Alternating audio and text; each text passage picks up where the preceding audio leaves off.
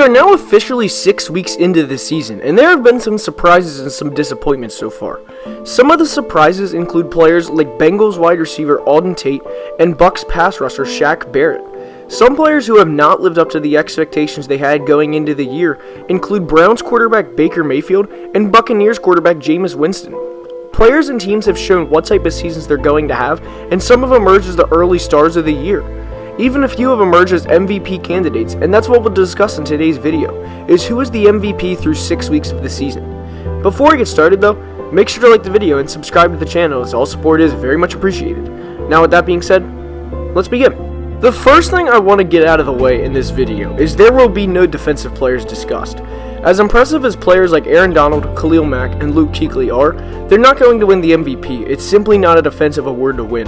The last MVP that was a defensive player came back in 1971 when Vikings defensive tackle Alan Page won the award. Instead, the first player we'll look at is the defending MVP himself, Patrick Mahomes. Patrick started off 2019 on the foot he left on from 2018, as in the first 3 weeks of the year, he was completing 72% of his passes, threw for 1,195 yards and 10 touchdowns to 0 interceptions in those games. Pat was living up to the hype even for his standards, and looked like a shoo-in for back-to-back MVPs before the age of 25. However, in the last 3 weeks, he has more than come back to earth, as he has completed just 56% of his passes since, and thrown only 4 touchdowns to 1 interception. As of now, I don't think he is a frontrunner for the MVP because of this 3-game skid, which is, of course, at this point, half of the season. The next player we'll look at is Panthers running back Christian McCaffrey. Christian McCaffrey, through 2.5 seasons of his career, is exactly the player the Panthers wanted in the draft and has been phenomenal all year. Through 6 games, he has over 600 rushing yards, which is first in the NFL, and if that's not enough, he has 35 receptions along with 300 receiving yards to go along with it. He has 9 total touchdowns in 6 games and has been a pain to go up against every week in fantasy. And although he had a hiccup this week in his total yards against the Buccaneers, he's still a front runner for the award. I think every realistic Panthers fan would tell you that they wouldn't be anywhere close to 4-2 without Christian McCaffrey, and he is currently on pace for over 1,600 rushing yards and 18 rushing touchdowns. To go along with that, he is also on pace for 93 catches out of the backfield and another 800 receiving yards. As far as I'm concerned, Run CMC is a top 2 or 3 candidate for this award, along with the next player we'll discuss, and that's Texans quarterback Deshaun Watson. The Houston Texans are 4-2 in the year, and although they should be 5-1, Watson has still had a really good year through the first 6 weeks. He is currently on pace to set career highs in completion percentage, passing yards, touchdowns, and a career low in interceptions.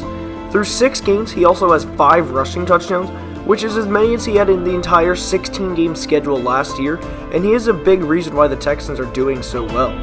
Watson is currently on pace for over 4,300 yards and 32 passing touchdowns, and should be in serious contention for the award if everything else goes well.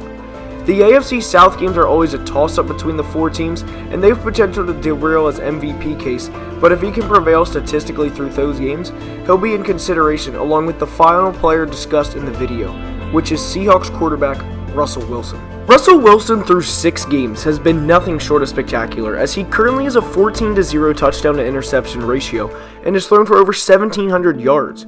With those stats, he is on pace to throw for 4,500 yards and 37 touchdowns to 0 interceptions.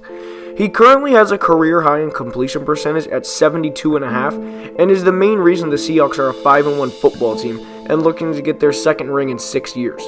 As of now, Russell Wilson is my MVP, and it's not all that close. Christian McCaffrey can get back on track and at the minimum compete for the award, but given that he's a running back, teams can eliminate him and take him out of the game plan a lot easier than they can a player like Russell Wilson. There's a reason a running back has only won an MVP once in the past 10 years. Patrick Mahomes is going to have to get back on track as well if he wants to compete with Russell for this award, as his completion percentage in the last 3 weeks is less than Josh Allen's is from the Bills, who has 5 touchdowns to 7 interceptions on the season. I see Watson as the only true competition for Russell at the moment, and it's really going to depend on how the Texans play down the stretch. If Watson struggles individually, then count him out of the race, because Russell Wilson has proven over the past few years that he's one of the most consistent players in the NFL. Heading into Week 7, Russell Wilson is my MVP, plain and simple. That's all I have for today's video. I hope you enjoyed, and if you did, please like the video and subscribe to the channel. Again, thank you for watching, and have a great day. Skol Vikes.